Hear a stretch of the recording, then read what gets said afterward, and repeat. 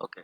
तो कल मैंने तुम लोगों को ये 3 क्वेश्चंस दिए थे और साथ में 2 क्वेश्चन यहाँ से दिए थे, ठीक है? और ये कंप्लीट करना था। मैं इनके सॉल्यूशंस करा देता हूँ।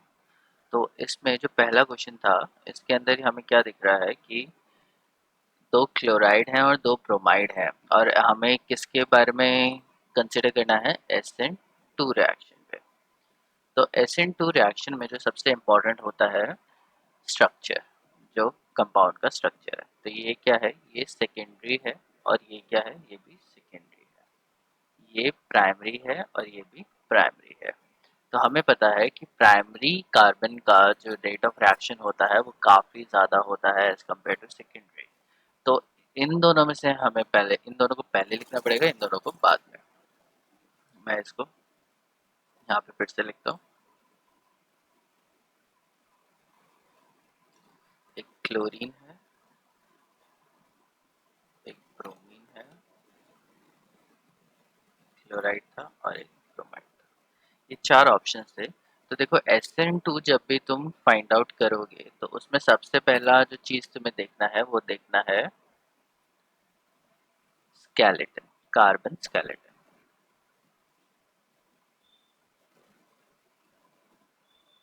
तो कार्बन स्केलेटन में हमें पता है कि मिथाइल का सबसे ज़्यादा होता है, फिर प्राइमरी का, फिर सेकेंडरी का, एंड देन टर्शरी का। एंड टर्शरी में तो ऑलमोस्ट ये जो रिएक्शन है वो होने की पॉसिबिलिटी बहुत ही ज़्यादा कम होती है। तो ये क्या है? प्रीडोमिनेटिंग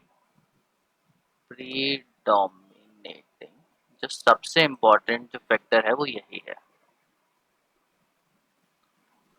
ठीक है? तो अगर मैं इनको देखूं तो इसमें से ये वाला है सेकेंडरी, ये वाला भी सेकेंडरी है, ये प्राइमरी है, एंड ये वाला भी क्या है? प्राइमरी। तो हमें पता है कि प्राइमरी का रेट ऑफ रिएक्शन सेकेंडरी से ज़्यादा होता है, तो इन दोनों का हर केस में इन दोनों से ज़्यादा ही होगा, ठीक है? तो सबसे ज़्यादा किसका होगा? क्लोरीन, ब्रोमीन, इन दोनों का ज़्यादा होगा एज कंपेयर टू इन दोनों से, ठीक है? तो बिल्कुल भी कंफ्यूज नहीं होना, just you need to remember कि किसका ज़्यादा है, किसका ज़्यादा है। सबसे ज़्यादा इंपॉर्टेंट फैक्टर होता है कार्बन स्केलेटन। कार्बन स्केलेटन किसका ज़्यादा बड़ा है, प्राइमरी सेकेंडरी क्या है, उसी से मेजर होगा, ठीक है? तो जब भी हम लोग SN2 या SN1 में हम लोग करते हैं तो सबसे पहली जो चीज़ आती है वो हमें देखनी है कार्बन स्केलेटन, ठीक है? तो अगर तुमने कार्बन स्केलेटन देख लिया तो आधा क्वेश्चन तो तुम्हारा वहीं पे सही हो गया। अब जो सेकंड पार्ट आता है वो आता है क्या डिफरेंस है? लिविंग ग्रुप का डिफरेंस है। लिविंग ग्रुप, तो लिविंग ग्रुप की बात करें तो bromine is much better leaving group than chlorine. Bromine तो ज़्यादा अच्छा होता है।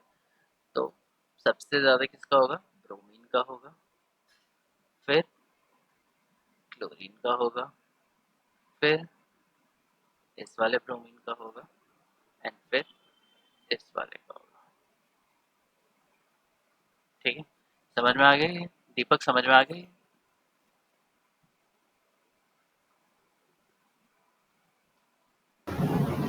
हाँ आ गया। ठीक है, तो कार्बन स्केलेटन को सबसे ऊपर रखना है, उसके बाद लिविंग ग्रुप और अटैकिंग ग्रुप के ऊपर देखना है, ठीक। ठीक। तो ये हो गया पहला। अब हम लोग ये दूसरा देखते हैं। दूसरा है, ये भी हम लोग SN2 के लिए चेक करने वाले हैं। तो SN2 के लिए हमें पता है कि सबसे पहले क्या है? प्राइमरी का सबसे पहले होगा, पहले मिथाइल ग्रुप का सबसे ज़्यादा होगा, मिथाइल ग्रुप, फिर प्राइमरी, फिर सेकेंडरी, एंड देन टर्शियरी, ठीक है? तो सबसे पहले हम लोग क्या करेंगे? हम लोग फाइंड आउट करेंगे कि कौन सा प्राइमरी, सेकेंडरी और कौन सा टर्शियरी है। तो पहला ये क्या है? इसके पास 2 एल्काइल ग्रुप है, 1 2, तो ये वाला कौन सा हो गया? सेकेंडरी। इसके पास 3 है तो इसको हम लोग बोलेंगे टर्शियरी। इसके पास एक भी नहीं है तो ये कौन सा है? मिथाइल। और इसके पास भी 3 एल्काइल ग्रुप है तो ये हो गया टर्शियरी। ये समझ में आ रहा है शिवम?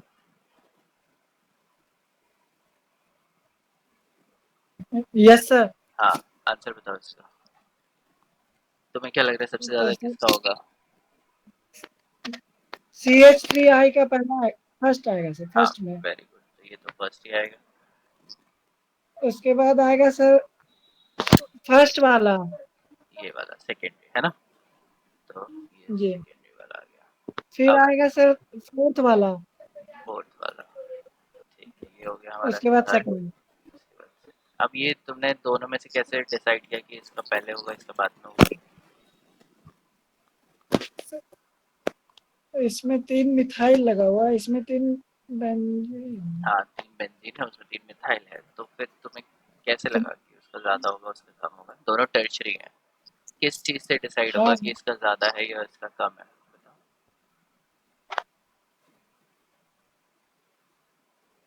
मिथाइल को सर पहले, मतलब मिथाइल को तो पहले प्रेफरेंस मिलेगा ना सर। नहीं नहीं, ऐसे क्या है कि मिथाइल को पहले प्रेफरेंस मिलेगा? ये अलग चीज़ है और वो अलग चीज़ है। देखो, हमें क्या करना है कि OH नेगेटिव को कार्बन के पास पहुंचना है, समझ में आ रहा है?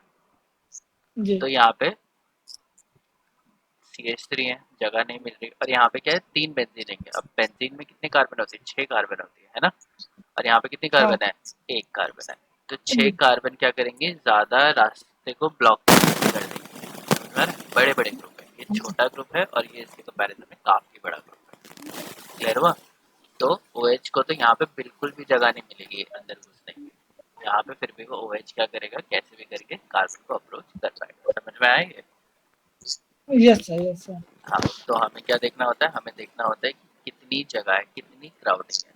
मैं इसको फिर से दिखाता हूँ तुम्हें, ये फिर से मैं बता देता हूँ इधर। तो देखो इधर क्या है, 3 हाइड्रोजन है, ये छोटे छोटे ग्रुप है,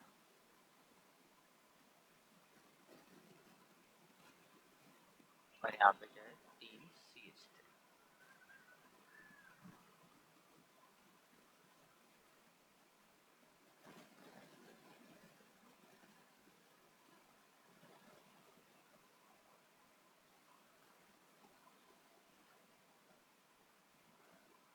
और अब मैं यहाँ पे क्या बनाऊंगा, 3 बेंजीन रिंग बनाऊंगा। तो बेंजीन रिंग काफी बड़ी होती है क्योंकि इसके अंदर 6 कार्बन है और इनके ऊपर अलग से हाइड्रोजन होता है।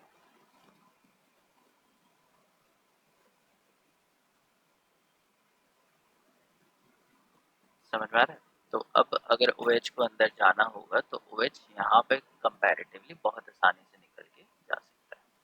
यहाँ पे OH को बिल्कुल भी जगह नहीं मिल रही है, फिर भी मैं कंसिडर करता हूँ चलो चला गया। यहाँ पे तो बिल्कुल भी नहीं जा सकता, समझ में आ रहा है? यहाँ पे बिल्कुल भी जगह नहीं है, तो ये अंदर नहीं जाएगा, तो ये SN2 से जाएगा ही नहीं। आगे ये समझ में? Yes sir. ठीक है।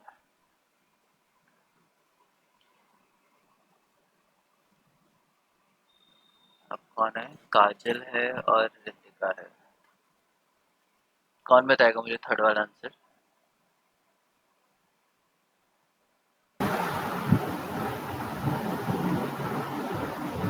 फर्स्ट में सी आएगा, सॉरी दीपक, 3 नंबर। तुमने तो पहले वाला बता दिया, रुक जाओ बाकियों को बताने देते हैं। रितिका,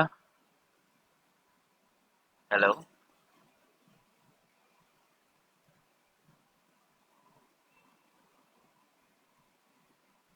और काजल है, दोनों में से कोई बात करेगा, कोई आंसर बताएगा?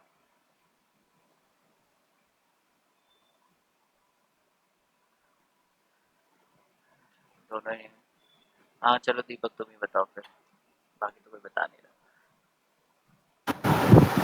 रहा। 3 वाला फर्स्ट में आएगा। नहीं, पहले मुझे बताओ कि ये क्वेश्चन क्या है। हाँ। ये लास्ट वाला क्वेश्चन है सर। हाँ लास्ट क्वेश्चन है ये, थर्ड वाला क्वेश्चन है। क्वेश्चन ये है कि हमें इसमें से फाइंड आउट करना है SN2 रिएक्शन। ये तो चारों क्या है, ये पहले ये मुझे बताओ, ये चारों क्या है? ये सबस्ट्रेट है, लिविंग ग्रुप है या अटैकिंग ग्रुप है? अटैकिंग ग्रुप हाँ, तो सबसे पहले क्या है, ये अटैकिंग ग्रुप। और अटैकिंग ग्रुप में हम लोग कैसे बताएंगे कि कौन ज़्यादा होता है? इलेक्ट्रॉन डेंसिटी के हाँ, बेस पे। जिसके पास चार्ज ज़्यादा होगा, जिसके पास इलेक्ट्रॉन डेंसिटी ज़्यादा होगी, या जिसके पास क्या ज़्यादा होगा? हाँ, बेसिकली यही दोनों चीज़ें होती हैं। हाँ, तो किस में सबसे ज़्यादा इलेक्ट्रॉन डेंसिटी दिख रही है? ये फर्स्ट सेकंड सी वाला। C वाला। ये हमारा हो गया फर्स्ट। उसके बाद उसके बाद बी सेकेंड वाला, सेकेंड वाला ये हो गया सेकेंड, फिर उसके बाद ए, ये हो गया थर्ड वाला, और ये हो गया फोर्थ वाला। कैसे बताया कि ये फर्स्ट सेकंड थर्ड है, मतलब सही है, बट रीजन क्या है इसका? सर फर्स्ट वाले में कि 3 कार्बन है, उसके साथ भी हाइड्रोजन हाँ, थ्री। जितने सारे ग्रुप्स हैं ये सारे क्या करें मिलके इलेक्ट्रॉन डेंसिटी दे रहे हैं ऑक्सीजन। यहाँ पे भी 3 ग्रुप है, लेकिन ये क्या है, एक कार्बन छोड़ के जुड़ा हुआ है, ठीक है, ये कार्बन है और यहाँ पे क्या है CH2। तो CH2 से इलेक्ट्रॉन दे रहा है और फिर ये ज़्यादा सारी कार्बन क्या करेंगे, इलेक्ट्रॉन देगा। और हमें पता है इंडक्टिव इफेक्ट, अगर जितना ज़्यादा दूर होगा उतने कम इलेक्ट्रॉन दे पाएगा, ऐसी होता है। और यहाँ पे क्या है, सिर्फ एक CH3 दे रहा है, यहाँ पे CH2 है, फिर CH2 है और फिर CH3। तो ये ज़्यादा तीन बड़े बड़े ग्रुप है ना, वो क्या करेंगे, ज़्यादा इलेक्ट्रॉन डेंसिटी देंगे। चलो मैं इसको एक बार और एक्सप्लेन करूँगा। तो यहाँ पे हमारे पास क्या है, CH3 है,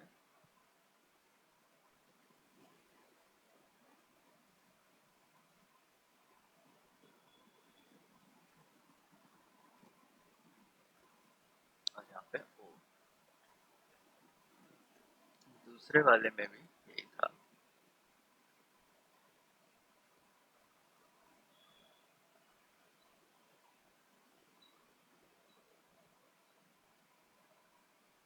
तो मैं बस जस्ट इसको बताऊंगा कि क्या है, बाकी तो तुम्हें बताइए। तो इसमें क्या है, इलेक्ट्रॉन डेंसिटी कार्बन इसको देगा। तो ये सारे क्या करेंगे मिलके, काफ़ी सारी इलेक्ट्रॉन डेंसिटी किसको दे देंगे, इस कार्बन को प्रोवाइड कर देंगे। तो काफ़ी ज़्यादा इलेक्ट्रॉन डेंसिटी आ जाएगी, और अगर ज़्यादा इलेक्ट्रॉन डेंसिटी आ जाएगी तो ये कार्बन आराम से यहाँ पे अटैक कर पाएगा। इस कार्बन में क्या है, हमारे पास वही CH3 ग्रुप है। तो अगर मैं कंसिडर करूँ कि 0.5 इलेक्ट्रॉन डेंसिटी ये कार्बन दे सकता है, तो ये भी कितना देगा, 0.5 देगा, लेकिन किसको देगा, इसको देगा। फिर ये क्या करेगा, इसको इलेक्ट्रॉन डेंसिटी प्रोवाइड करेगा, ठीक है। लेकिन इसको जब ये प्रोवाइड करेगा तो इसकी इलेक्ट्रॉन डेंसिटी क्या हो जाएगी, कंपैरेटिवली कम हो जाएगी।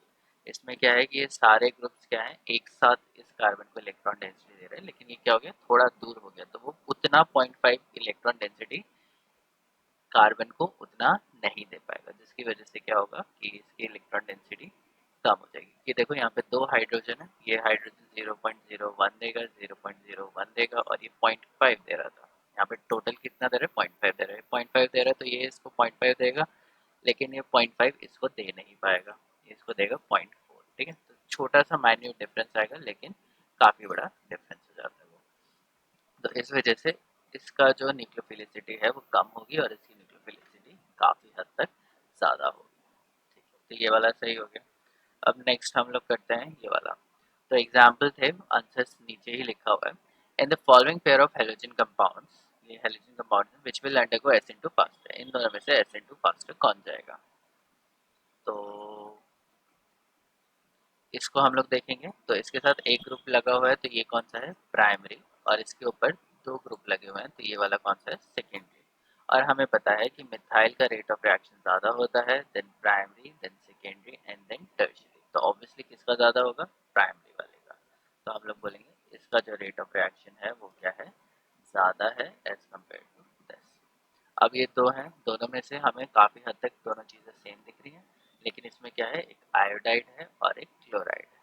तो हमें पता है आयोडाइड एक बहुत अच्छा लीविंग ग्रुप है as compare to bromide, as compare to chloride and as compare to chloride.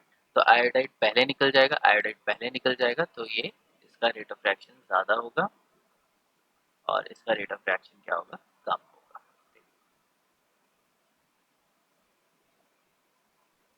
ठीक है। As iodine is a better leaving group.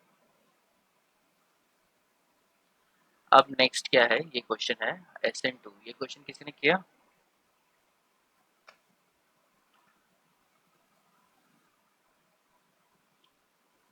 Okay, तो करने की कोशिश करते हैं।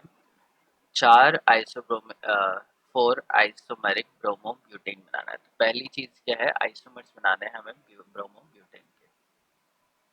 तो ब्रोमो ब्यूटेन बनाना है हमें।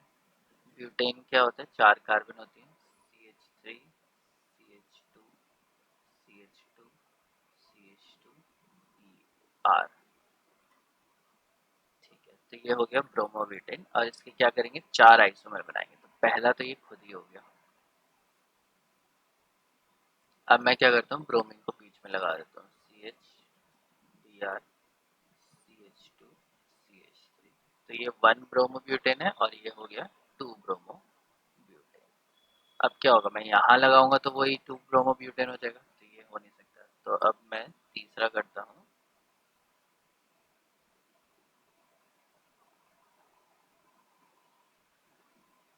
ये हो गया 2 methyl bromo propane, 2 methyl 1 bromo propane.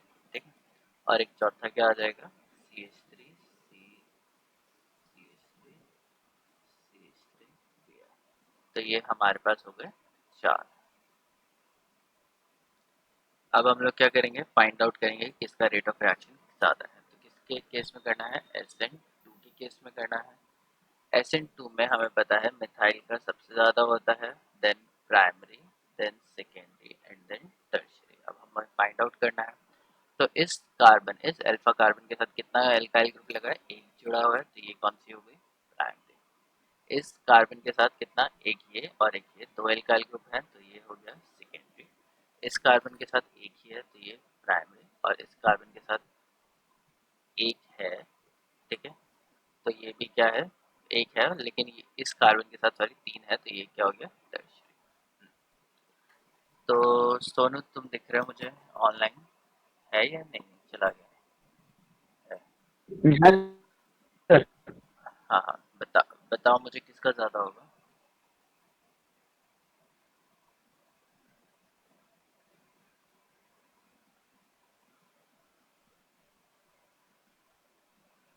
Obviously to be और इसका वाला का पहला वाला का इसका ज़्यादा होगा। ठीक है, फर्स्ट का ज़्यादा होगा, उसके बाद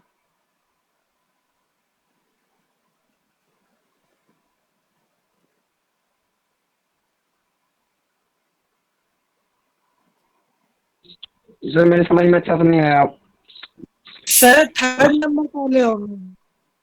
हाँ थर्ड वाला तो होगा। हाँ सोनू, क्या बोल रहे थे तुम, क्या नहीं समझ में आया। मैं पहले वाला वीडियो कल क्लास किया नहीं था, उसके बाद आज थोड़ा लेट हो गया, पीछे समझ में ठीक से आया नहीं। तो तुमने यूट्यूब पे चेक नहीं मैंने किया। हाँ कल मैंने देखा था पूरा शुरू का, फिर पूरा नहीं देख पाए थे। अब कल तो लेट है, फिर देखूंगा पूरा। अब तुम ऐसे करोगे तो फिर कैसे चलेगा। कल देखेंगे कल फिर। ठीक है, तो एक काम करना, इस वीडियो को फिर से देख लेना स्टार्टिंग से, जी जी और उसके बाद फिर डाउट हो तो फिर मेरे से पूछना। हाँ शिवम, तुम बता रहे थे, क्या बता रहे थे तुम। सर इसका पहले होगा थर्ड, फिर होगा फर्स्ट, उसके बाद सेकंड, फिर फोर्थ। थर्ड नंबर पहले आएगा सर। तुम बोल रहे थर्ड नंबर पहले आएगा। जी। नहीं, थर्ड नंबर तो पहले नहीं आएगा, पहले यही आएगा। देखो पहले तो हमें फर्स्ट। पता है कि देखो मिथाइल प्राइमरी सेकेंडरी टर्शियरी, तो उल्टे से चलते हैं।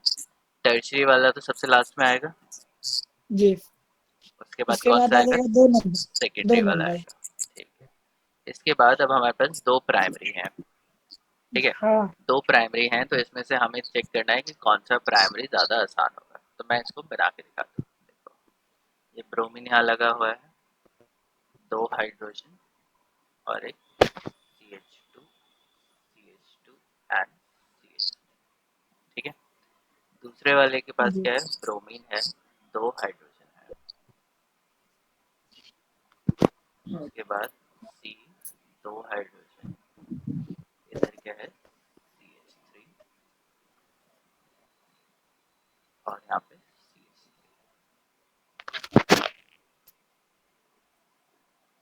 दिख रहा है तुम्हें, समझ में आ रहा है ये वाला शिवम, एक हाइड्रोजन का। Yes sir. तो ये 1 2 3, तो 2 मिथाइल 1 ब्रोमो ब्यूटेन है। तो अब हाँ। किसको आना है, OH नेगेटिव को आना है। तो OH नेगेटिव तुम्हें क्या लगता है कहाँ जल्दी पहुंच जाएगा, यहाँ पहुंचेगा या फिर यहाँ पहुंचेगा। पहले वाले में सर। पहले वाले, क्यों पहले वाले में पहुंचेगा? क्योंकि यहाँ पे स्टेरिक हिंड्रेंस क्या है, कम है।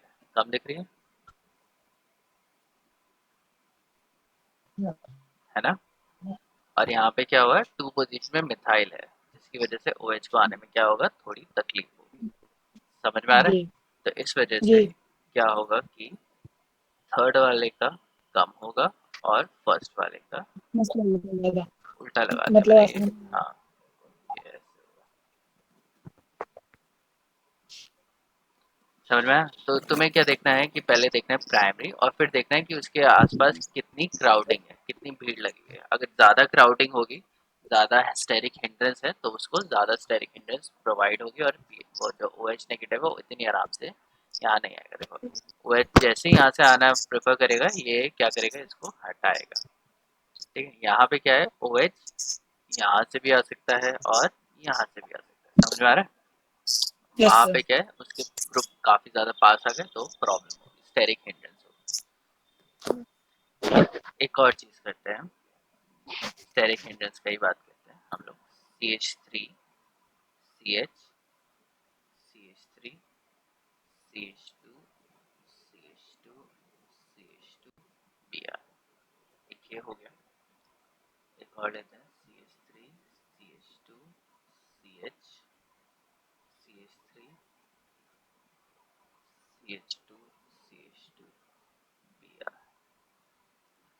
और एक ये लिया मैंने, CH3 CH2 CH2 CH CH3 CH2 Br। एक इधर लिख देता हूँ, CH3 CH2 CH2 CH2 CH CH3 Br। ठीक है, तो ये मैंने कुछ लगा दिया। अब पहले हम लोग क्या चेक करेंगे, SN हमें क्या पढ़ना है, SN2 ही पढ़ना है कि SN2 में क्या है। तो ये क्या हो गया, एक एल्काइल ग्रुप प्राइमरी, ये भी एक एल्काइल ग्रुप प्राइमरी, ये एक एल्काइल ग्रुप प्राइमरी, और ये वाला क्या हो गया, सेकेंडरी। हाँ, तो शिवम बताओ किसका सबसे कम होगा? सर 3 नंबर का सबसे कम हाँ, होगा और अच्छा, पहले मैं नंबर का इनका सबसे ज्यादा। हाँ नंबर कर देता हूँ पहले, ताकि आसानी होगी बताने में। 1 2 3 4। तो इसमें से किसका सबसे कम होगा? थर्ड वाले का सबसे कम होगा, यही होगा। जी फिर अब ये तीनों प्राइमरी है, अब तुम्हें क्या लग रहा है किसका ज़्यादा होगा और किसका कम होगा?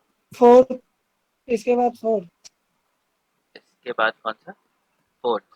4th नंबर हाँ, यस ठीक है, फोर्थ। उसके बाद सेकंड सेकंड। सेकंड हाँ, और उसके बाद फर्स्ट। फर्स्ट। ठीक है, तो अब ये तो चलो समझ में आ गया, ये सेकेंडरी था। बाकी तीनों का कैसे किया? क्योंकि सर इसमें जो OH जो जाएगा सर, तो 4th नंबर में प्रॉब्लम होगा थोड़ा सा, हाँ, और इधर तो सबसे क्या होगा आसानी होगा बहुत। फर्स्ट में। हाँ, इधर तो क्या होगा, बहुत आराम से आ जाएगा। इधर क्या होगा, यहाँ पे मिथाइल ग्रुप पास में है तो प्रॉब्लम होगी, और यहाँ पे मिथाइल ग्रुप क्या है, कंपैरेटिवली दूर है ना? तो हाँ जितना सब्स्टिट्यूशन ब्रोमीन वाली कार्बन के पास में होगा, उतना ज़्यादा क्राउडिंग होगी, उतनी ज़्यादा भीड़ लगी हुई है उसके पास, और OH को वहां तक पहुंचने में ज़्यादा मुश्किल होगी। दीपक, समझ में आ गया ये? Yes sir. तो सब हाँ हाँ किसी किसी को कोई डाउट है?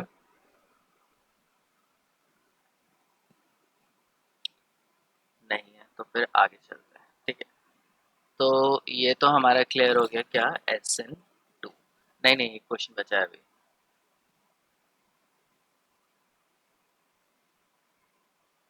हाँ, नेक्स्ट क्वेश्चन क्या है कि ये हमें दे रखे हैं कंपाउंड्स, और इसमें से हमें फाइंड आउट करना है।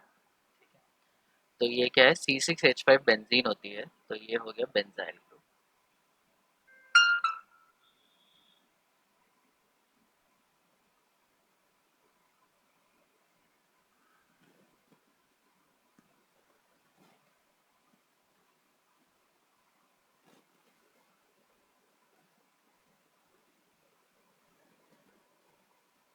ये हो गया, इसके पास यार,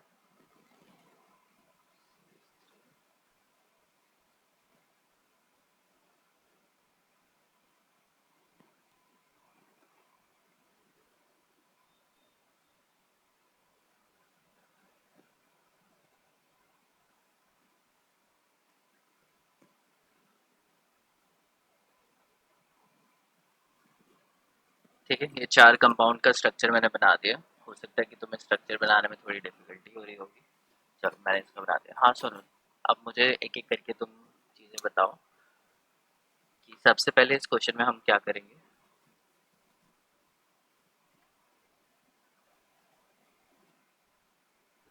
चलो सर, क्लियर नहीं है एक बार।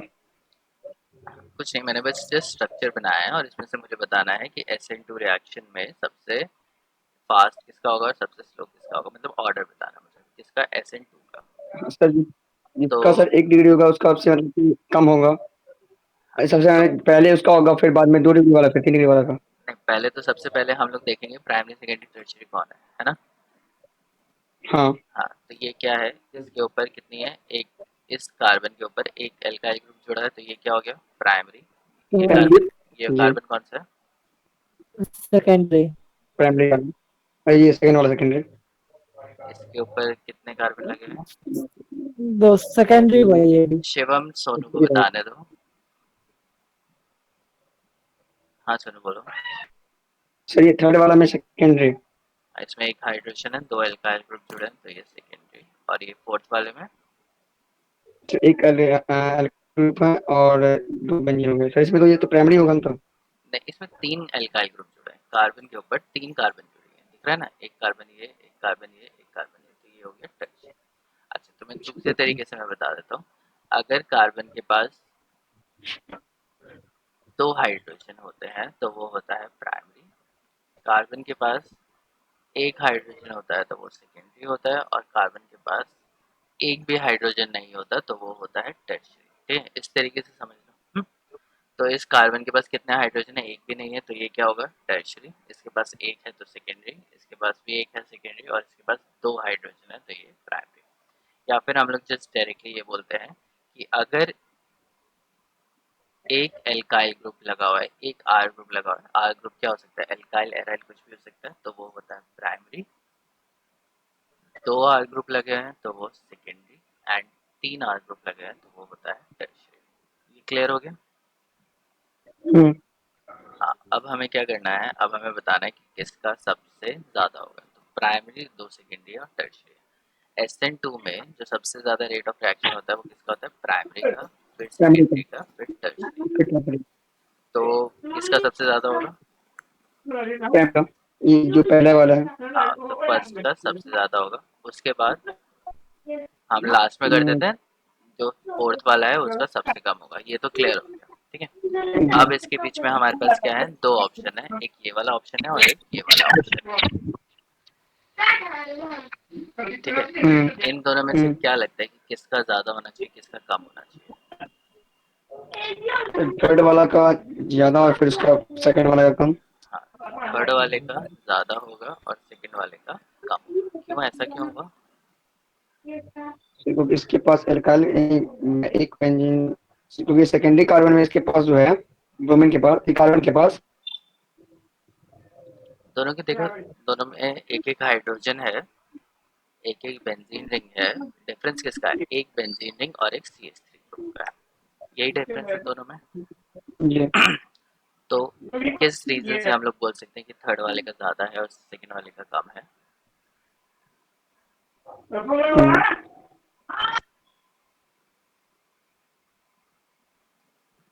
बताओ। वही जो अभी हमने पढ़ा है, वही वही उसको यूज़ करना है। हमें क्या करना है कि OH नेगेटिव को उस कार्बन तक पहुंचना है, ठीक है। तो कहाँ कब जल्दी पहुंच जाएगा वो, सेकंड थर्ड वाले केस में जल्दी पहुंचेगा, सेकंड वाले केस में जल्दी पहुंचेगा।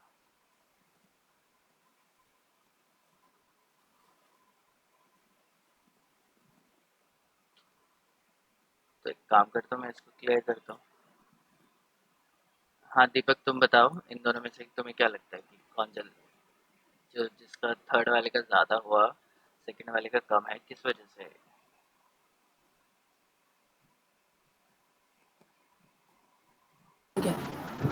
हाँ, सेकंड वाला का ज़्यादा होगा। सेकंड वाले का ज़्यादा होगा और थर्ड वाले का कम होगा। चेंज कर दो मैं इसे। हाँ, और रीज़न क्या है। Crowd crowding. रीजन तो सही है, रीजन क्राउडिंग सही है, लेकिन आंसर गलत हो गया यहाँ पे। शिवम, एक सेकंड सर थर्ड वाला इसलिए पहले आ गया क्योंकि उसमें एक बेंजीन और एक मिथाइल और एक हाइड्रोजन है, यहाँ पे दो दो बेंजीन और एक हाइड्रोजन है, हाँ जो प्रॉब्लम क्रिएट करेगा OH को ज्वाइंट होने में। हाँ ठीक है, यही है। हाँ, तो मैं एक बार इसको बना के दिखाता हूँ तो आसानी होगी देखने में। तो एक मेरे पास क्या है, हाइड्रोजन है और एक ब्रोमीन, ये तो है ही दोनों केसेस में, ये है एक हाइड्रोजन और एक ब्रोमीन। अब इसके साथ क्या है, यहाँ पे एक बहुत बड़ा बेंजीन ग्रुप अटैच है यहाँ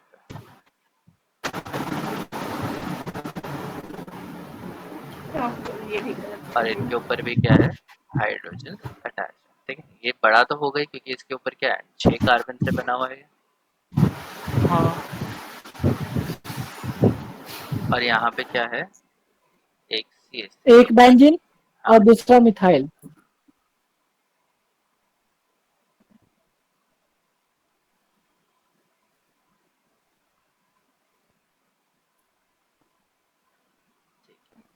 OH नेगेटिव को अगर आना होगा तो किसके पास आना ज़्यादा आसान होगा, OH नेगेटिव फॉर एग्जांपल यहाँ पे। फर्स्ट वाले के पास। तो OH जैसे ही यहाँ पे आएगा तो यहाँ पे क्या है, दो हाइड्रोजन उसका रास्ता रोक लेंगे, ऐसे होगा।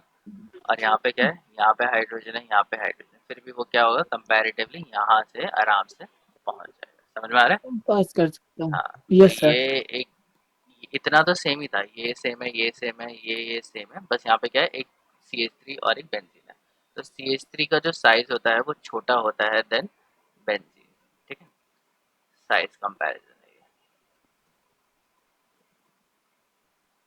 तो CH3 का साइज अगर छोटा होगा तो वो कम हिंड्रेंस प्रोड्यूस करेगा, वो कम क्राउडिंग प्रोड्यूस करेगा, जिसकी वजह से ये हो जाएगा। तो अब तुम देख सकते हो यहाँ पे एक कार्बन और कितने, 3 हाइड्रोजन, मतलब 4 एटम है यहाँ पे। यहाँ पे क्या है, 6 कार्बन है और 6 नहीं 5 हाइड्रोजन है, मतलब 11 एटम यहाँ पे अटैच्ड है। तो 11 एटम क्या है, 11 लोग होंगे तो ज़्यादा क्राउड बनेगा, 4 लोग होंगे तो कम क्राउड होगा, तो इसकी वजह से यहाँ पे क्या है, क्राउडिंग ज़्यादा है। ठीक है, इसको मैं बोलूँगा मोर क्राउडेड। ठीक है, और इससे हम लोग बोलेंगे लेस क्राउड। तो आई गेस अब समझ में आ गया होगा। ठीक है, किसी को कोई प्रॉब्लम है तो बताओ।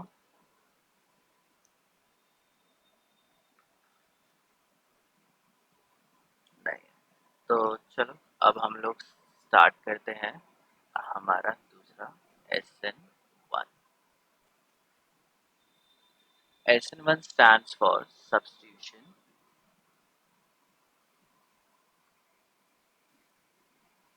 nucleophilic, unimolecular, substitution, nucleophilic, unimolecular। तो सब्स्टिट्यूशन तो हो गई, साथ में ये क्या है, न्यूक्लियोफिलिक भी है, एक न्यूक्लियोफाइल अटैक करेगा, लेकिन ये किस तरीके का होगा, यूनिमॉलिक्यूलर, मतलब एक मॉलिक्यूल का। इसका क्या मतलब हुआ, जो रेट ऑफ रिएक्शन है वो डिपेंड करेगा सिर्फ एक ही उस पे। ठीक है, और वो क्या होगा, इंटरमीडिएट। किस पे डिपेंड करता है, इंटरमीडिएट। अब ये इंटरमीडिएट क्या है, तो इसको पढ़ाने से पहले मैं आज तुम्हें बताऊंगा कि एनर्जी प्रोफाइल डायग्राम कैसे बनाते हैं, इंटरमीडिएट और ट्रांजिशन स्टेट में डिफरेंस क्या होता है। ठीक है, ये बहुत बड़ा ऑर्गेनिक केमिस्ट्री में डिफरेंस होता है जो कि तुम्हें बताना पड़ेगा, समझना पड़ेगा। और साथ में हम लोग रिएक्शन प्रोफाइल डायग्राम बनाएंगे, कोई भी तुमने रिएक्शन लिखी है उसका डायग्राम कैसे बनाओगे, उसका ग्राफ कैसे बनाओगे, तो उसको हम लोग देखेंगे। ठीक है, तो ये जो रेट है ना, यहाँ पे हम लोग रेट की बात कर रहे हैं, तो रेट ऑफ रिएक्शन की बात हो रही है, और rate of reaction kinetics, chemical kinetics की बात हम लोग कर रहे हैं। समझ में आ रहा है? तो इस जो चैप्टर है SN1 SN2, इसका कंप्लीट रिलेशन कहाँ से है, केमिकल काइनेटिक्स से। और ये सारी चीज़ें हम लोग कहाँ पढ़ते हैं, केमिकल काइनेटिक्स में। रेट लॉ हम लोग ने कहाँ पढ़ा था, केमिकल काइनेटिक्स चैप्टर 4 था 12th का। ठीक है, तो पहले हम लोग देखते हैं रेट इज इक्वल टू के इंटरमीडिएट रेज टू पावर 1। तो इस रिएक्शन का जो ऑर्डर है वो क्या है, 1 का है। अब जो रिएक्शन है, रिएक्शन को हम लोग लिखते हैं रिएक्टेंट प्लस न्यूक्लियोफाइल। रिएक्टेंट भी कौन सा, जिसके पास एक लीविंग ग्रुप हो। तो रिएक्टेंट के साथ लीविंग ग्रुप है, OH यहाँ पर एक है, यहाँ पे R OH बन जाएगा प्लस लीविंग ग्रुप बाहर निकल जाएगा। तो ये क्या है, सबस्ट्रेट।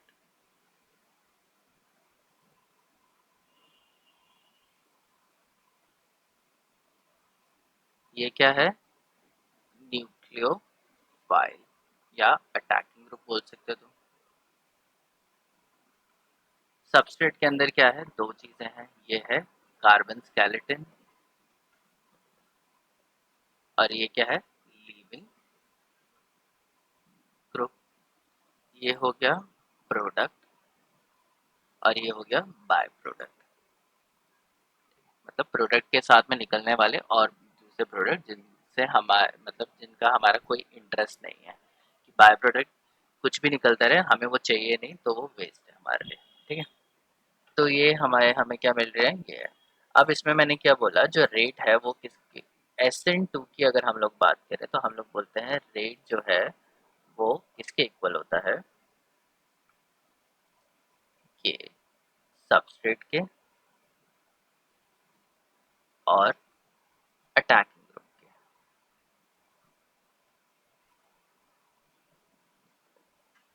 ठीक है, तो ये दो चीजें हो गई। अब यहाँ पे हम लोग बोल रहे हैं SN1 के लिए कि रेट क्या है, वो डिपेंड करेगा किसके ऊपर, इंटरमीडिएट पे। अब ये इंटरमीडिएट क्या आ गया, यहाँ में रिएक्शन में कहीं इंटरमीडिएट दिख रहा है तुम लोगों को, इस पूरी रिएक्शन में इंटरमीडिएट है, नहीं है। अगर इंटरमीडिएट ही नहीं है तो रिएक्शन क्या हो रही है, रिएक्शन में कुछ ना कुछ और हो रहा है, जिसकी वजह से रेट ऑफ रिएक्शन किसी और के ऊपर डिपेंड कर रहा है। तो ये हमें देखना है कि ये इंटरमीडिएट क्या है। तो इसको देखने के लिए पहले हम लोग देखते हैं, हमारे पास दो चीज़ें होती हैं, एक होता है ट्रांजिशन स्टेट। ट्रांजिशन स्टेट था और एक होता है इंटरमीडिएट।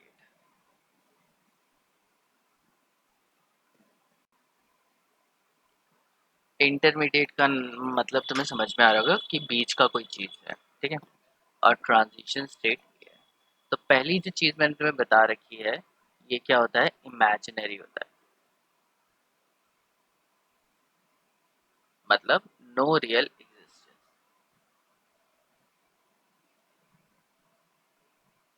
इसका कोई रियल एग्जिस्टेंस नहीं होता है, मतलब ये असली में एग्जिस्ट नहीं करता है। किसी साइंटिस्ट ने कभी किसी ने नहीं देखा कि ये ट्रांजिशन स्टेट एग्जिस्ट करती है या नहीं करती। बस हम लोग बना देते हैं कि एक बॉन्ड बन भी रहा होगा और टूट भी रहा होगा, हम लोग इमेजिन करें कि ऐसा होता होगा। तो जैसे OH नेगेटिव ने यहाँ पे बॉन्ड बनाया, आधा आधा आधा बॉन्ड बन रहा है यहाँ पे, और Cl का बॉन्ड यहाँ से टूट रहा है, और ये, तो इस चीज़ को बोला जाता है ट्रांजिशन।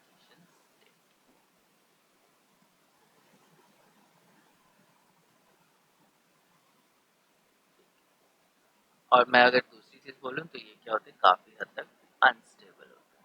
मतलब ये इसलिए नहीं मिलते, मतलब किसी ने इसको देखा इसलिए नहीं है क्योंकि ये अनस्टेबल होते हैं, जैसे ही बनते हैं वैसे ही टूट जाते हैं, समझ में। तो किसी भी चीज़ को मैं तब देखूंगा जब वो थोड़ा स्टेबल हो। मैं किसी चीज़ को देख पाऊंगा, जैसे रिएक्शन में कोई रिएक्शन हो रही है, उसमें से कोई चीज़ बनी जो 0.001 सेकेंड में टूट गई, बनी और इतने ही सेकंड में क्या हो गई, वो टूट गई। अगर इतनी जल्दी कोई चीज़ टूट जाएगी, इसका क्या मतलब है कि वो अनस्टेबल है। और रिएक्शन में से हमें माइक्रोस्कोप के अंदर देखने में 1 सेकंड या 2 सेकंड या 3 सेकंड तो लगेंगे ही लगेंगे। तो जितनी देर में हम लोग देख रहे हैं उतनी देर में वो गायब हो जाता है।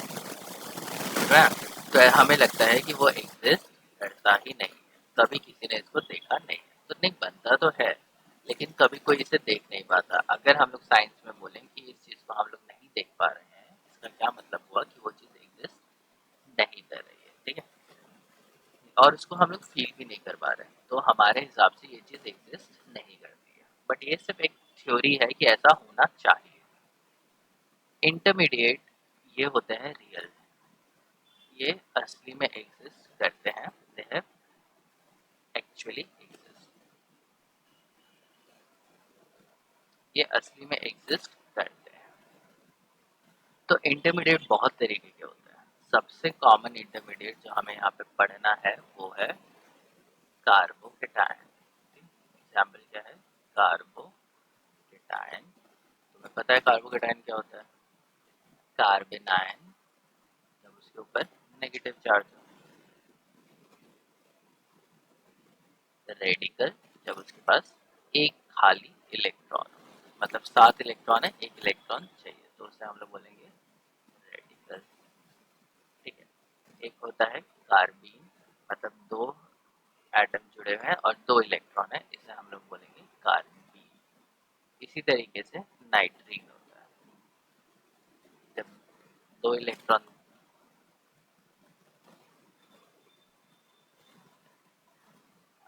इसको हम लोग बोलेंगे नाइट्रेट। तो इसके पास 2 2 4 2 6 2 8, इसके पास 8 इलेक्ट्रॉन है, नहीं 8 इलेक्ट्रॉन थोड़ी ना होंगे,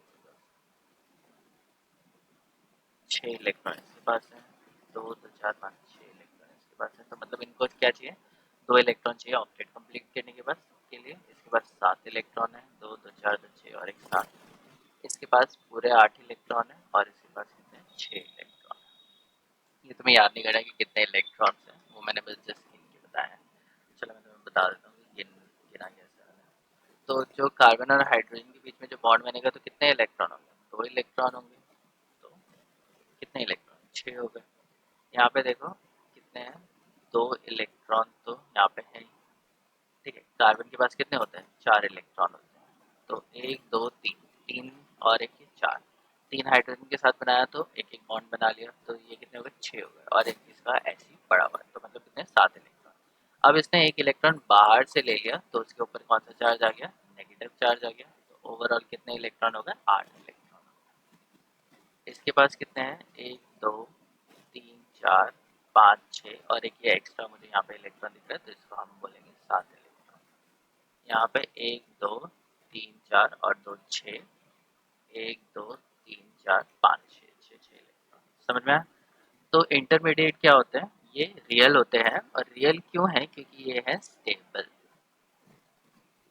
ये है स्टेबल। स्टेबल मतलब ये 5 मिनट या 6 मिनट या 10 मिनट तक रह सकते हैं। ये बहुत जल्दी टूट जाते हैं।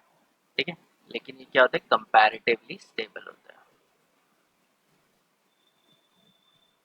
रिएक्टेंट और प्रोडक्ट बहुत ज़्यादा स्टेबल होते हैं, वो 10 दिन 15 दिन तक स्टेबल रहते हैं, वो टूटते नहीं हैं। ये जो इंटरमीडिएट होते हैं इनकी जो लाइफ स्पैन है, इनकी जो एज है वो बहुत कम होती है। ठीक है। ये कितने देर में मर जाते हैं? कुछ 5 या 10 मिनट में रिएक्शन में होते हैं और उसके बाद ये मर जाते हैं। ठीक है। लेकिन 5 मिनट इतना होता है कि हम लोग इनको देख सकें।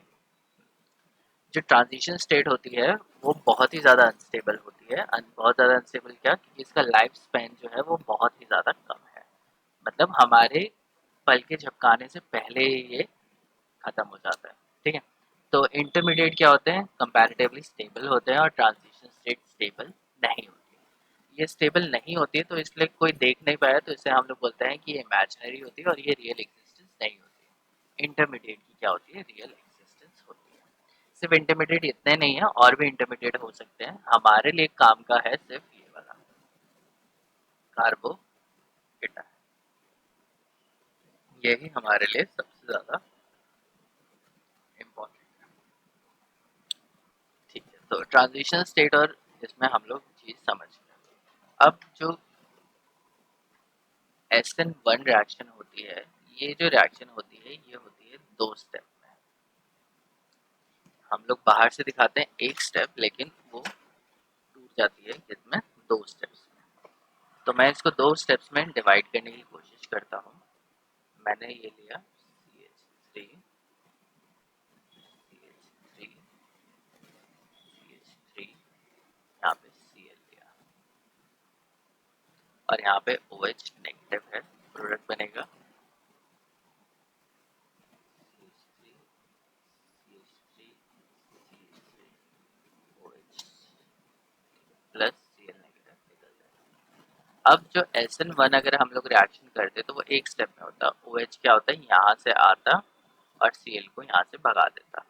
लेकिन यहाँ पे क्या है, तीन बड़े बड़े ग्रुप हैं जिसकी वजह से OH यहाँ पे अप्रोच नहीं कर सकता। अब OH क्या है कि इधर आ ही नहीं सकता, नहीं आ सकता, तो क्या होगा, वो आएगा भी नहीं SN1 रिएक्शन में। तो SN1 रिएक्शन में क्या होता है कि ये जो क्लोरीन है ये सबसे पहले टूट जाता है। तो जो सबसे स्टेप 1 होता है वो होता है बॉन्ड ब्रेकिंग।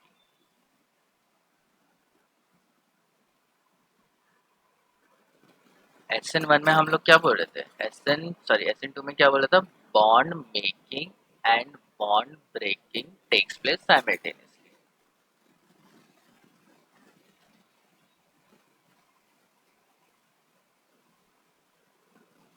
बॉन्ड बनेगा और बॉन्ड टूट जाएगा। कैसे टूटेगा, अपने आप टूटेगा लेकिन साथ में टूटेगा। इसमें क्या होता है, बॉन्ड मेकिंग और बॉन्ड ब्रेकिंग दोनों अलग अलग स्टेप में होती है। तो पहला स्टेप क्या है, बॉन्ड ब्रेकिंग।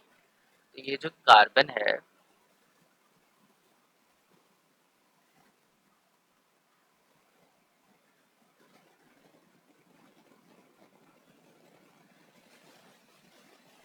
ये Cl टूट जाता है। जब ये Cl टूटता है तो हमें मिलता है एक कार्बोकेटायन,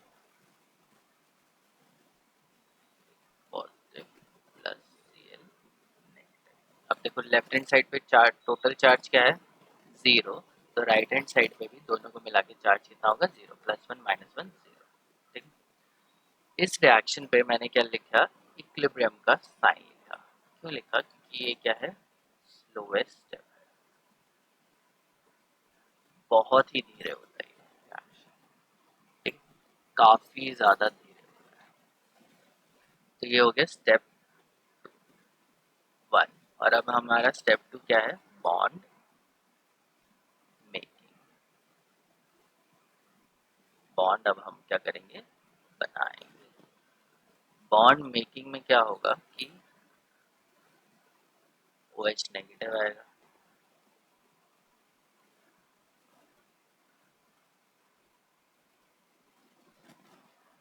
अब नेगेटिव क्या करेगा, जल्दी से पॉजिटिव के पास पहुंच जाएगा। क्यों पहुंच जाएगा, क्योंकि नेगेटिव पॉजिटिव को क्या करता है, अट्रैक्ट करता है। तो ये जल्दी से जाके इस कार्बन के ऊपर अटैक कर देगा। अब हम लोग मिथाइल ग्रुप की बात करें तो इनके बीच में जो एंगल है वो कितना है, 120 डिग्री का है। 120 डिग्री की होने की वजह से जो, हाँ कोई कुछ बोल रहा था,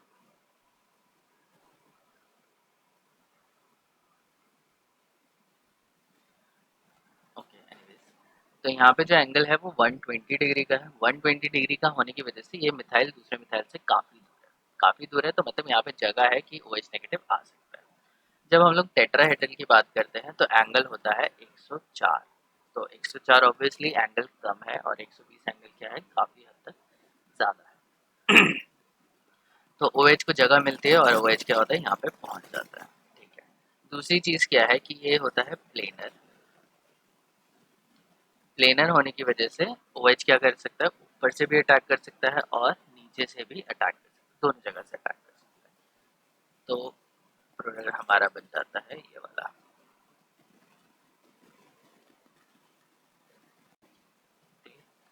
तो ये वाला जो स्टेप होता है ये बहुत ही ज़्यादा फास्ट होता है।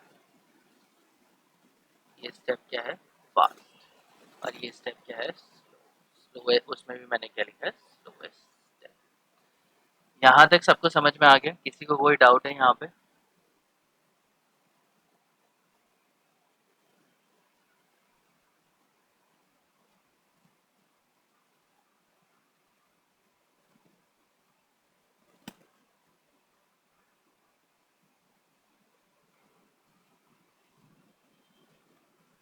सर बॉन्ड ब्रेकिंग के समय में वो रिवर्सेबल रिएक्शन होता है क्या?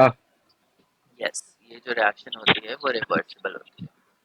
क्यों होती है ये मैं अभी 2 मिनट में तुम्हें बताऊंगा, क्योंकि इससे पहले, इसको समझने से पहले हमें केमिकल काइनेटिक्स के बारे में पढ़ना पड़ेगा। ये समझ में आ गया? हाँ जी। ठीक है। तो अब हम लोग चलते हैं अपने केमिकल काइनेटिक्स पे। तो केमिकल काइनेटिक्स में क्या होता है, जब भी हम लोग एक रिएक्शन लिखते हैं, रिएक्टेंट किस में हो रहा है, प्रोडक्ट में, तो ये क्या होता है, काफ़ी सारे उसमें जाता है, मैकेनिज्म की जब हम लोग बात करेंगे तो ये एक स्टेप में नहीं होता, ये क्या होता है बहुत सारे स्टेप में होता है। तो हो सकता है आर कन्वर्ट हो रहा है ए में, फिर ए कन्वर्ट हो रहा है बी में, एंड देन बी कन्वर्ट हो रहा है बी में। ये समझ में आया? तो ये जो रिएक्शन है वो 3 स्टेप में हो रही है। ये हो गया स्टेप 1, ये हो गया स्टेप 2, ये हो गया स्टेप 3। ये क्लियर हुआ? अब अगर मैं ओवरऑल रिएक्शन करूंगा तो मैं इसको ओवरऑल रिएक्शन कैसे लिखूंगा? रिएक्टेंट को प्लस कर देता हूँ, R plus A plus B, ठीक है। प्रोडक्ट साइड पे हम लोग प्लस करते हैं ए प्लस बी प्लस बी। अब ए दोनों साइड पे है तो मैं उसको काट सकता हूँ, और बी दोनों साइड पे है तो बी को भी काट सकते हैं। तो ओवरऑल रिएक्शन क्या होगी? ओवरऑल रिएक्शन यही रही, R is giving us B. समझ में आया? ये तो कुछ नहीं हुआ, ये तो मैथमेटिक्स हम लोगों ने किया है। अब यहाँ पे क्या पता चल रहा है कि A and B are intermediates. A और बी क्या है? इंटरमीडिएट। इंटरमीडिएट क्या होते हैं? दे फॉर्म, वो बनेंगे, एंड वैनिशेस। तो वो बनते हैं और फिर वो टूट जाते हैं, खत्म हो जाते हैं। बनेंगे और फिर वो खत्म हो जाएंगे। They never exist in overall reaction। और वो कभी भी ओवरऑल रिएक्शन, पूरी रिएक्शन में हमें नहीं दिखेंगे। तो रिएक्शन क्या थी? आर किस में कन्वर्ट, रिएक्टेंट किस में कन्वर्ट हो रहा है? प्रोडक्ट में। तो ओवरऑल रिएक्शन में इंटरमीडिएट नहीं दिखेंगे। अगर तुम्हें मैं कोई रिएक्शन दूंगा और मैं तुमसे पूछूंगा इसका इंटरमीडिएट कौन सा है, तो तुम ऑब्वियसली नहीं बता पाओगे। क्यों नहीं बता पाओगे? क्योंकि तुम्हें पता ही नहीं है कि इंटरमीडिएट कौन सा है। क्योंकि इंटरमीडिएट बनता है और इंटरमीडिएट फिर रिएक्शन के अंदर ही खत्म हो जाता है। तो एक ऐसी चीज़ जो बनती है कुछ 5 या 10 मिनट के लिए और फिर वो 5 या 10 मिनट बाद खत्म हो जाती है, तो ऐसी चीज़ को तो हम लोग देख ही नहीं सकते, और वो रिएक्शन में, ओवरऑल रिएक्शन में भी नहीं देखती है। तो अगर हमें कहीं दिख ही नहीं रही है और रिएक्शन हम लोग माइक्रोस्कोप के थ्रू हम लोग नहीं देख पा रहे हैं, तो उस चीज़ को हम लोग क्या बोलेंगे? इंटरमीडिएट। यहाँ पे किसी को कोई problem?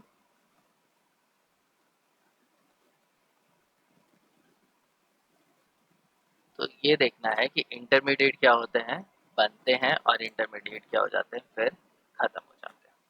This is the important point. Intermediate overall reaction में तुम्हें नहीं दिखेंगे। और इंटरमीडिएट कौन से होते हैं? मैंने तुम्हें पहले बताया क्या होगा।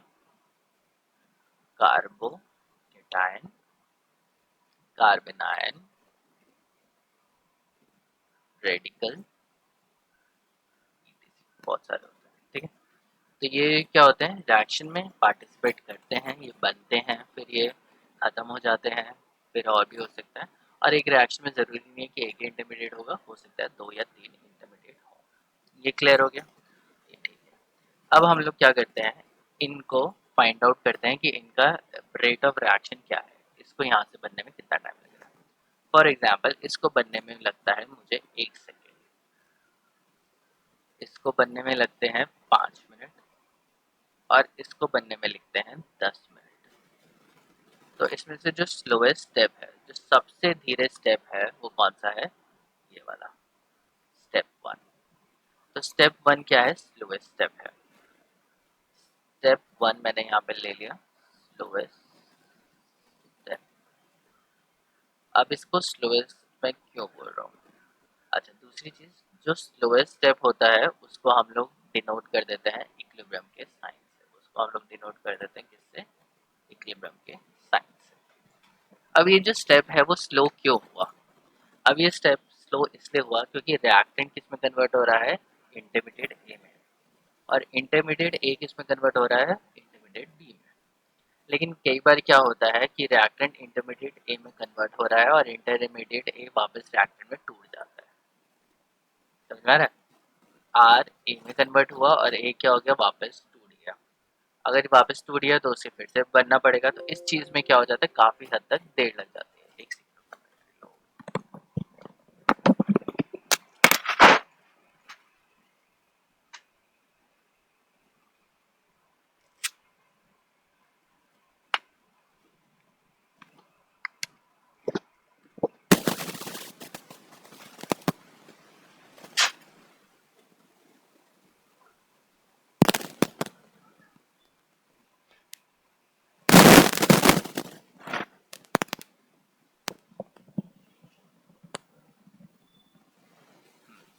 तो जो स्लोएस्ट स्टेप होता है उसको हम लोग इक्विलिब्रियम के साइन से डिनोट करते हैं।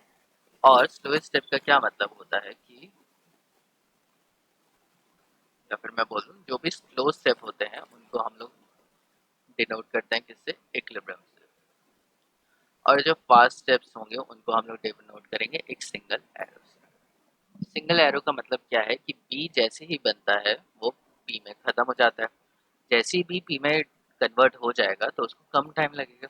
लेकिन अगर मैं बोलूँ बी पी में प्रोडक्ट में कन्वर्ट हो रहा है और प्रोडक्ट वापस बी में कन्वर्ट हो रहा है, तो ऐसे करते करते क्या होगा, काफ़ी देर लग जाएगी। बी इसमें कन्वर्ट हुआ, 1 सेकेंड इसने लिया, फिर 1 सेकेंड ये लेगा इसमें कन्वर्ट होने के लिए, फिर ये वापस कन्वर्ट होगा 1 सेकेंड में, फिर ये वापस कन्वर्ट होता जाएगा। तो इस स्टेप को क्या हो जाएगा, काफ़ी देर लग जाएगी पूरा होने में, कंप्लीशन होने में। समझ में आ रहा है? तो जो स्लो स्टेप्स होते हैं, जो स्लो स्टेप्स होते हैं उनको हम लोग किससे डिनोट करते हैं, इक्विलिब्रियम से। क्योंकि इनमें क्या प्रॉब्लम होती है, प्रॉब्लम ये होती है कि जो रिएक्टेंट है वो प्रोडक्ट में कन्वर्ट होता है और प्रोडक्ट वापस रिएक्टेंट में कन्वर्ट हो जाता है, फिर रिएक्टेंट प्रोडक्ट में होगा, फिर प्रोडक्ट वापस रिएक्टेंट में कन्वर्ट होगा। तो इस तरीके से क्या हो जाएगा, ये चीज़ साइकिल के थ्रू चलती रहती है, बार बार होती रहती है, बार बार होती रहती है, जिसकी वजह से ये जो स्टेप्स होते हैं वो स्लो हो जाते हैं। तो ये चीज़ हमें याद रखनी है, जितने भी इक्विलिब्रियम वाली रिएक्शंस होती हैं वो काफ़ी हद तक स्लो होती है। वो क्या होंगी, स्लो होंगी। और फास्ट रिएक्शंस कौन सी होंगी, ऐसी रिएक्शन जो रिएक्टेंट एकदम से प्रोडक्ट में कन्वर्ट हो जाए, वो क्या होंगी, फास्ट होंगी।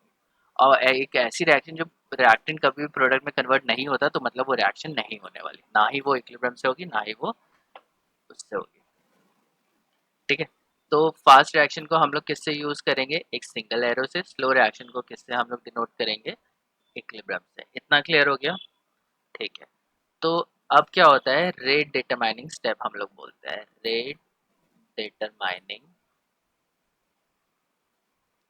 ऐसा स्टेप जिसकी वजह से रेट कम या ज़्यादा हो सकता है, और वो किसकी वजह से होता है, स्लोएस्ट स्टेप की वजह से।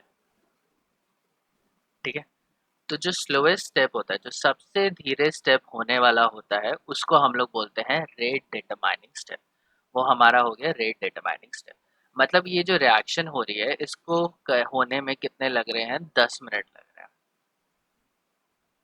ये मैंने ठीक बोला कि ये जो रिएक्शन है, रिएक्टेंट किस में कन्वर्ट हो रहा है, प्रोडक्ट में कन्वर्ट हो रहा है, और इस रिएक्शन को होने में टोटल जो टाइम लग रहा है वो 10 मिनट। 10 मिनट की जगह मैं क्या करता हूँ, 11 मिनट। तो तुम्हारे हिसाब से सही है ये स्टेटमेंट, बताओ?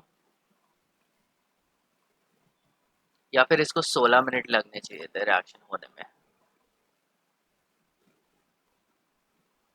बताओ? 10 + 5 नहीं, 16 मिनट नहीं, 15 मिनट 1 सेकेंड लगना चाहिए था। कोई बताएगा मुझे?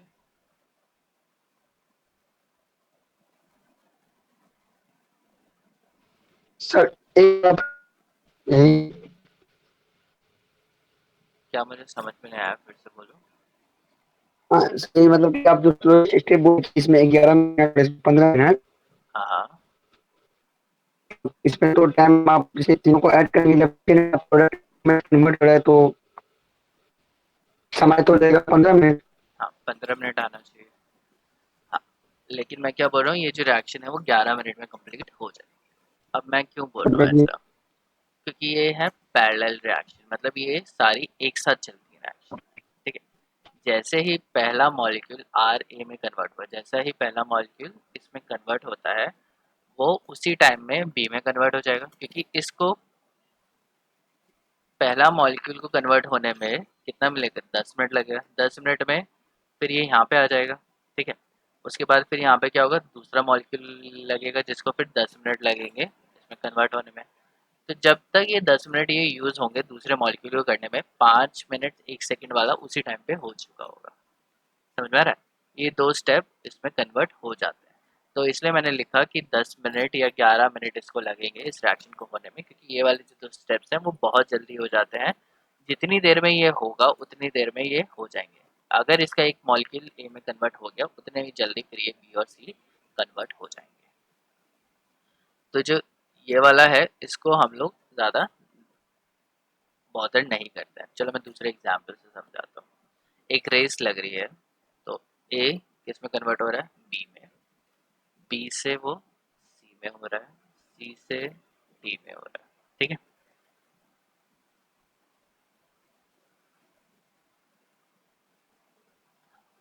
तो यहाँ पे रेस लगी है, यहाँ पे रिले रेस होती है, ठीक है, डी पे नहीं। तो यहाँ पे 3 लोग हैं, एक को यहाँ से बी तक पहुँचना है, ठीक है, फिर जैसे ही बी पहुँचेगा फिर ये यहाँ पे आएगा और सी यहाँ पे चला जाएगा, ठीक है, डी पे चलो। तो ये हम लोग एग्जाम्पल ले रहे हैं रिले रेस का। यहाँ पे पहले मैं तुम्हें बता देता हूँ स्लोएस्ट स्टेप की क्या बात है, उसके बाद फिर मैं ओवरऑल बता देता हूँ कैसे होता है।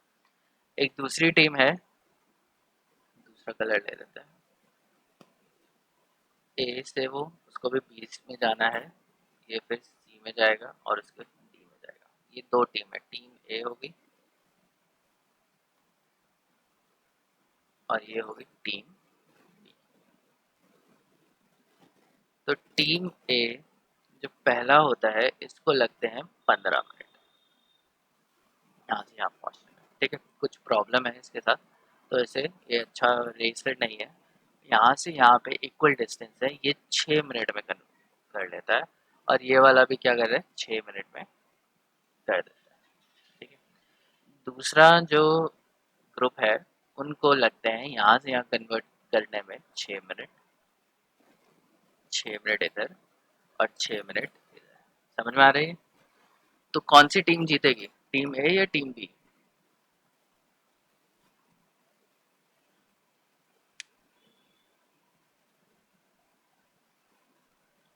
Obviously team B. हाँ, तो टीम बी जीत जाएगी यहाँ पे। तो टीम ए वाला कोच क्या करेगा, वो देखेगा कि हम क्यों नहीं जीते। तो वो किस वजह से नहीं जीते, टीम ए क्यों नहीं जीती?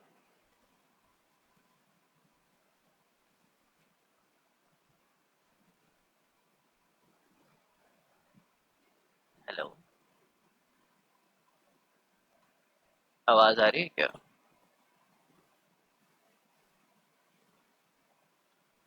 ठीक है, मैं कंप्लीट करता हूँ, टाइम भी हो गया। टीम ए इसलिए नहीं जीती क्योंकि हाँ टीम ए इसलिए नहीं जीती क्योंकि इसका जो फर्स्ट प्लेयर था वो बहुत ही ज़्यादा स्लो था।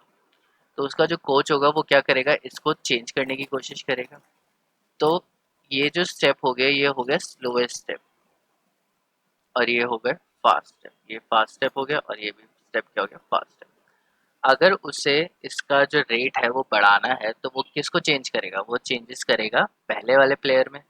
तो अगर पहले वाले प्लेयर की जगह दूसरा प्लेयर वो लेके आ गया जो कि 5 मिनट या 6 मिनट में चल सकता है, तो वो क्या करेगा, उसको सब्स्टिट्यूट कर देगा। और अगर वो सब्स्टिट्यूट हो गया, वहाँ पे चेंजेस हो गए, तो ये रिएक्शन, ये जो टीम है ये है वो रेस जीत सकती है। तो to increase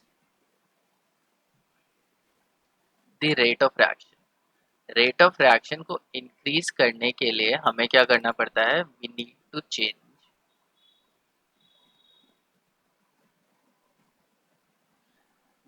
change slowest step. हमें स्लोएस्ट स्टेप, जो सबसे धीरे जो स्टेप चल रहा है उसमें अगर हम लोग चेंज कर देंगे, उसको अगर मैं फास्ट कर दूंगा तो जो ओवरऑल रिएक्शन होगी वो क्या हो जाएगी, फास्ट हो जाएगी। इतना समझ में आया? हाँ सर। हाँ नहीं आया? अच्छा, आ गया। नहीं शिवम को नहीं आया तो वो बोल रहा है। देखो इसको करने में कितना लगा? सॉरी सर, बोले आ गया। अच्छा आ गया, ठीक है ठीक। तो अब दूसरा देखो, अगर जी सर। कोच भी बेकार है तो वो बोलेगा कि नहीं मैं इस वाले को चेंज कर देता हूँ, इस वाले को मैं क्या कर देता हूँ, एक ऐसा प्लेयर लेके आ जाता हूँ जो कि 3 मिनट में रिएक्शन कर ले, मतलब 3 मिनट में इस डिस्टेंस को कवर कर ले। तो ये जीत जाएंगे?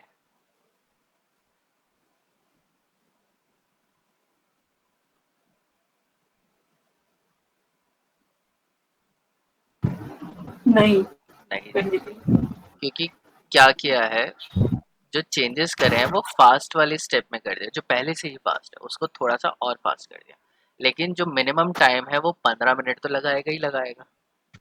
अगर मैं इसको कर दूं कि कोई बहुत बढ़िया बंदा है जो 1 सेकंड में इसको कर दे और 1 सेकंड में इसको कर दे, तो फिर भी जो मिनिमम टाइम होगा वो 15 मिनट तो लगेंगे ही लगेंगे।